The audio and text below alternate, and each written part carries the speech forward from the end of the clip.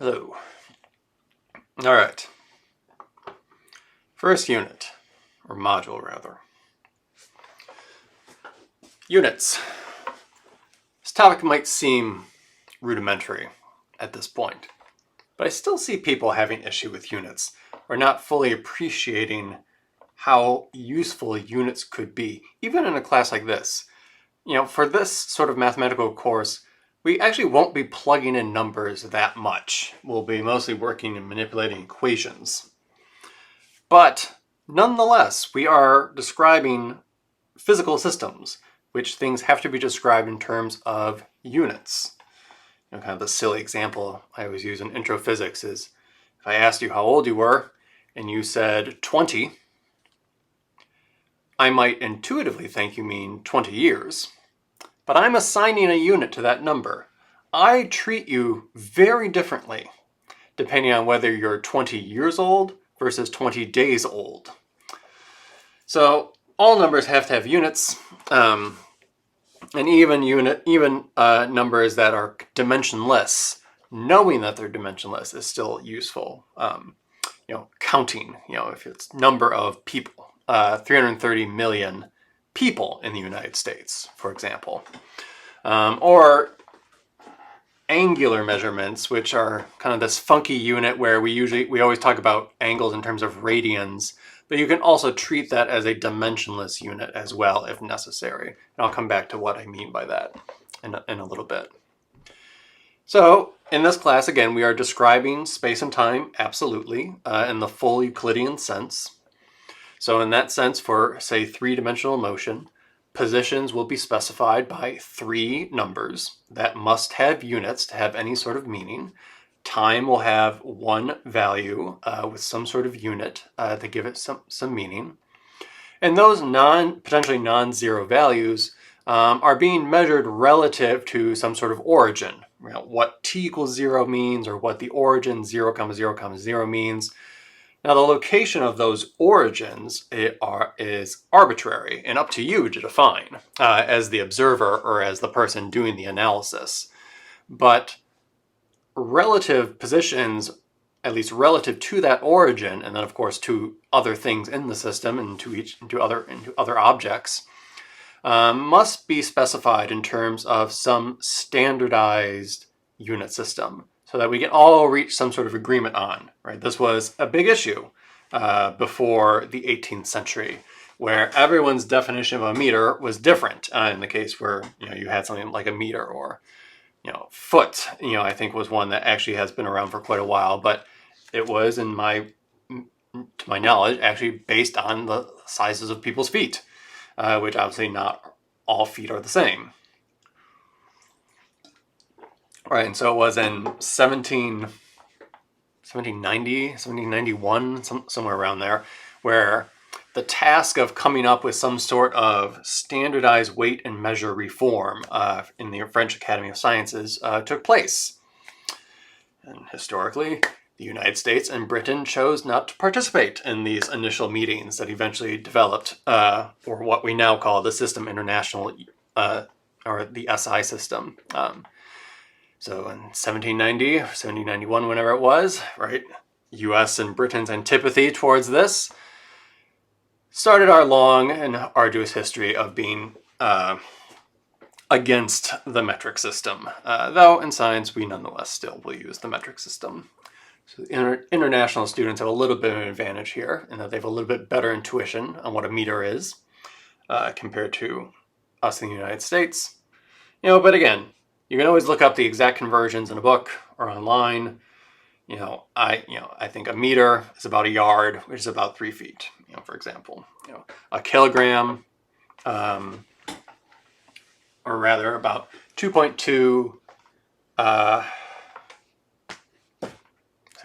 Gosh, see, this is I'm showing you that you and I don't remember which conversion is which. 1 kilogram in pounds. Yes, thank you. 1 kilogram is 2.2 pounds. So 1 kilogram is about 2 pounds. Useful to know, right? If you go internationally, should you pick up a heavier weight or a lower weight when you're at the gym? If it's in kilograms compared to pounds. And then thankfully we all agree on seconds in the MKS system of meters, kilograms, and seconds.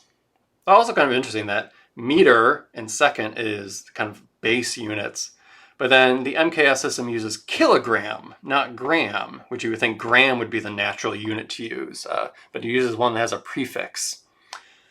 I'm sure it's historical. I'm sure it's something the French decided upon back in the day of why we use kilogram compared to the gram. But that's the unit system that we'll use in this course when we do need to plug in numbers, which again won't be super frequently, but nonetheless, dimensional analysis can still be very, very helpful when we're analyzing expressions and trying to derive equations. So let me review 3 rules I've come up with, which I'm pretty sure with these 3 rules alone, you can do anything you need to do with regards to units and dimensional analysis. So what I mean by this is if we have equations where there are symbols, those symbols that have units associated with them, or if we just have a raw number, 10 miles per hour, what can I do if I wanted to convert that to kilometers per second or light years per year or something like that? So first rule is all terms in an expression have the same unit.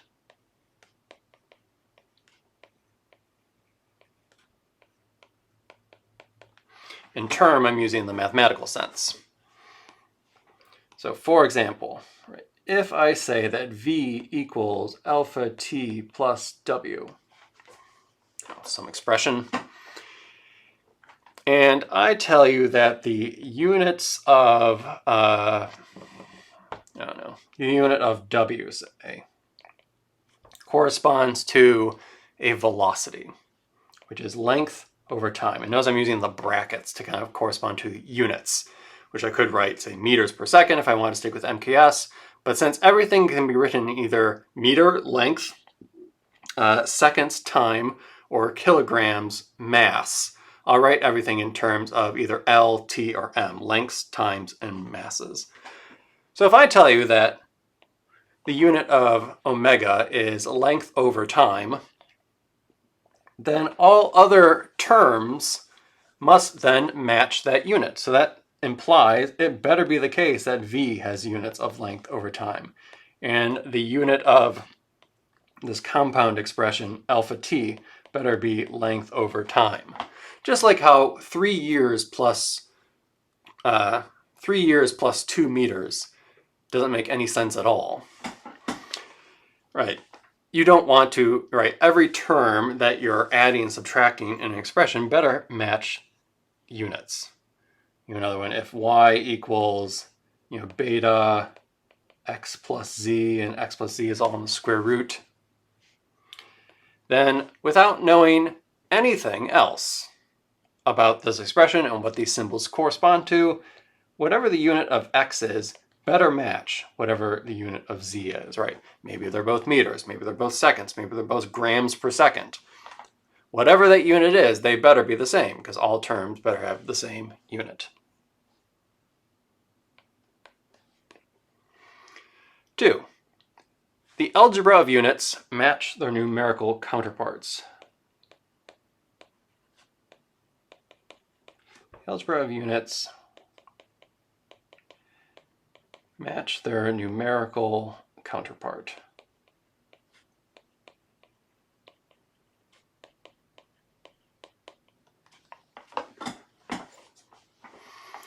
So if I divide 2 numbers and they each have a unit, I divide their units. If I multiply them together, I multiply their units. So again, going back to the example above, which I think is still on the screen, right? If I then further tell you that the unit of t corresponds to time, and then we all already knew that alpha t had units of length over time, and that implies that the unit of alpha better be the unit of, in this case, the unit of alpha t divided by the unit of t in that case. So then alpha better have units of length over time divided by time, or length over time squared. It kind of looks like an acceleration, or maybe in that case. In that case, the units are following the algebra of the numbers. All right, if I had actual numbers associated with these symbols, right, this is exactly how I would have figured out the number, right? If I gave you a value for t and you knew that alpha t equaled some other number, obviously you would just divide the two to get the units. So pretty straightforward.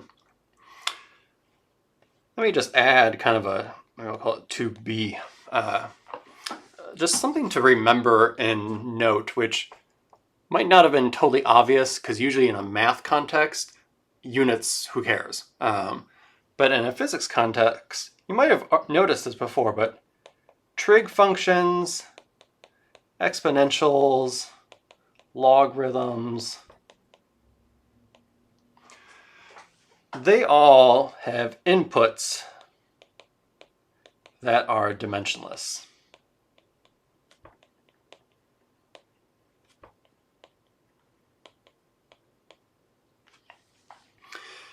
And dimensionless, I'll put it in quotes, because again, that includes radians.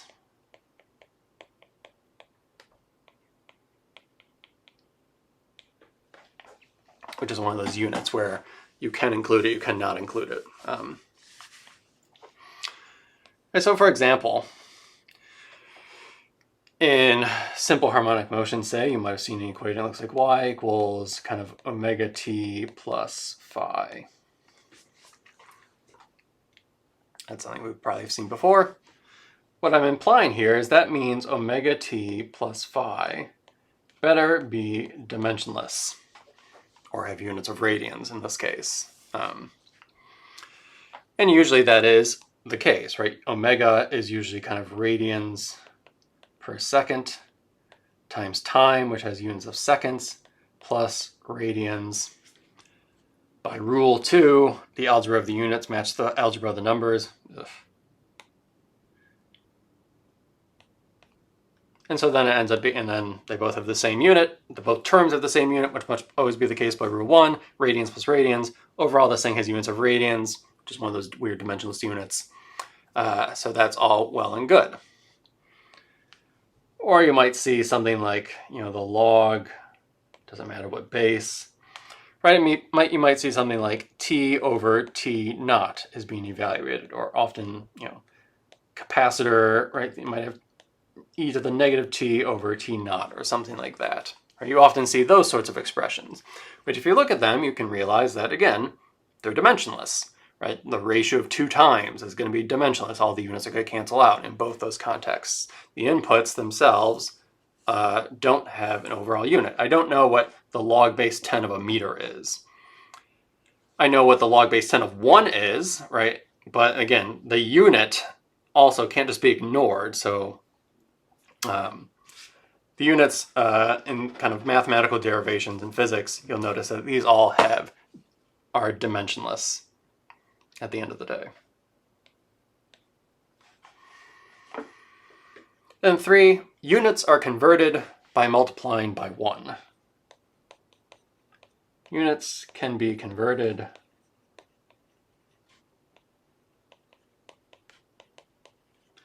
by multiplying by 1. I'll put 1 in quotes. 1, though, being a conversion factor.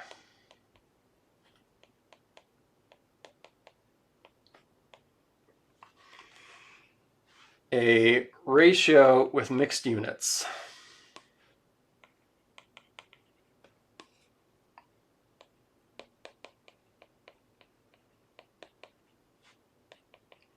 That equals unity.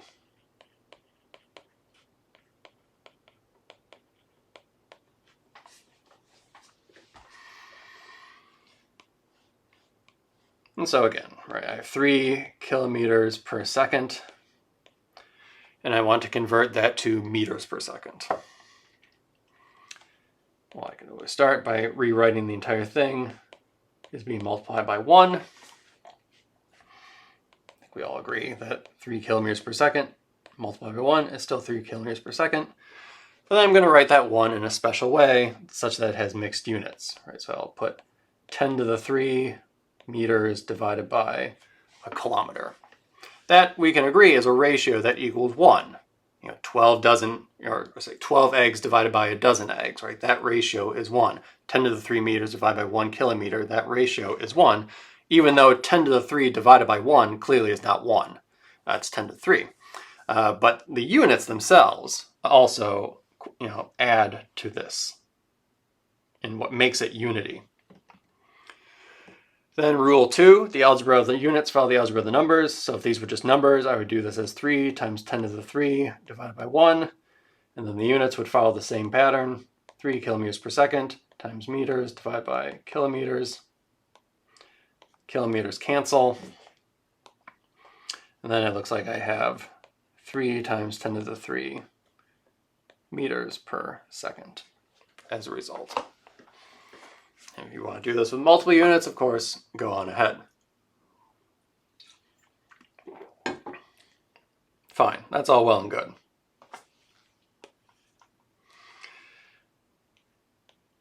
The thing why this is important is that units do not lie. No matter how sophisticated your derivation is, if you end up at the end of the day saying that t, which is supposed to be a time, equals 3 meters, that's wrong, right? It doesn't matter, even if the numerical answer should be 3, but you have the wrong unit. If something in your derivation claims that you have a time equals a distance, what you have is nonsense. Another aspect that can be very helpful here is that dimensional analysis often can give you insight into an eventual formula. So dimensional analysis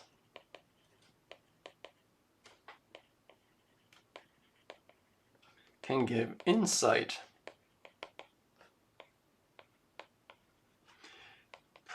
prior to a derivation. And sometimes if you're only trying to estimate something to within a factor of 10, can get you essentially most of the way there without having to do any sort of fancy mathematics at all. Let's take the example of a simple pendulum. All right, so I have a pendulum, it's swinging back and forth. I could ask myself before, and ultimately the goal here is that I want to come up with an expression for the period of the pendulum, how long it takes to swing back and forth and return to where it started. I could start by asking myself, what quantities in the system do I think are going to be potentially important in this derivation? And what you might say, well, the length of the pendulum probably matters, call it L. The mass of the bob probably matters, call it M. It might be that the kind of initial angle that you release it from could matter. It's one of those dimensionless units, or radians. And then something has to get this pendulum moving. So if it's operating by gravity, right, the local gravitational acceleration is likely playing an important role too. Being acceleration, length over time squared. And if there's a motor or something, then obviously something like that probably plays a role too. But if I just take a simple pendulum, these are kind of the various quantities or variables that might be important. And I could look at them and say, I ultimately want to derive the period P, which has units of time. And you might remember that the answer ends up being the square root of L over G times 2 pi. But I could ask myself, even without knowing a single thing about how to go about deriving the period, in this case. Just by looking at the units of these four quantities, what can I say? I know if I come up with a derived expression for p, it better have units of time. And if these four quantities are the four things I think are actually relevant into ultimately determining the period of the pendulum, then dimensionally at least, the period must be some algebraic combination of these four quantities such that when you combine them, it has units of time. Said another way is I expect that the period, whatever the ultimate formula is at the end of the day going to be proportional to L to some power, L to the A, mass to some power, M to the B, theta to some power maybe, C, and then G to some power, maybe I'll call that D. I can't tell you if there's any numerical numbers out front, but at least dimensionally, because these are the things that have potential units, I know that these, some combination of these four quantities must appear in order for the units to make sense. Now theta being dimensionless, of course, it's hard for us to really know how that's going to play a role. We're not really going to be able to figure that out. If I look at L, M, and G, two of them involve L, one of them involves time, and one of them involves mass. So the fact that mass is kind of independent here, in period, the left-hand side of this equation, is only a function of time, probably don't expect the mass to play a role. Because again, I can't combine mass with some combination of L or G to make all the masses disappear. So M better not appear at all in the first place. So then I expect that the period is going to be L to some power times G to some power. Now if I did, for example, L times G, that would have units of distance squared over time squared. So then I could even maybe take a square root of that. Well, then that's still distance over time, which is not time, which is what the left-hand side needs to be. So you can see that eventually you can come up with that the period must go as the square root of L over G. Because if I do L over G, the lengths cancel, but then I got a time squared left over. So then if I take the square root, that gets rid of the square. The thing on the left-hand side and the right-hand side both have units of time. And this is as far as I can get with this sort of dimensional analysis. But notice in this particular case, it got us essentially most of the way there, because the real answer is 2 pi times L over G, which you have to do by solving Newton's laws, and knowing something about simple harmonic motion perhaps. So you can at least dimensionally know what the formula may look like, at least overall. And for simple systems, this often gets you pretty close, often within an order of magnitude of what the real answer is. In this case, we're only off by 2 pi. Now, if this weren't simple harmonic motion and the angle was pretty big, then it turns out the period is some complicated function of, so this might be kind of simple harmonic motion. When it's non-simple harmonic motion, the period ends up being kind of some complex function of the initial angle, but then ultimately multiplied by L divided by G. Because again, that's where the units come from. So there has to be an L over G, square root of L over G somewhere. But then dimensional analysis is not going to tell us something about what this formula in front might look like. Or if there's something like friction, or it's damped, right, then I might expect that the period is going to be a function of time. But then there's going to be some other variable up there. It's not just going to be the 4 variables I talked about. There's going to be some dampening, parameter that's involved, right? So then it might be that some complicated dimensionless function, right? So again, dimensional analysis doesn't help. There might be an L over T or L over G, because that's where the units come from, and then maybe there is an exponential where it's kind of minus T over T naught or something like that, where that T naught kind of incorporates the friction component. But again, dimensional analysis doesn't help us because that function of theta is dimensionless and the exponential is dimensionless. But again, those are a bit more complicated in terms of their systems, where you might be able to, you do enough of these, you might be able to intuit that's going to be something like an exponential or something like, or maybe you have some feel for what this function out front is going to look like. But at least dimensionally, there better be a root L over G at the end of the day. So it can be very, very helpful and very, very effective. Papers have been written by people essentially doing dimensional analysis on a system to come up with, conversion rates or power spectrums of turbulent motion and interstellar clouds, lots of things like that. Units, learn to love them, don't ignore them.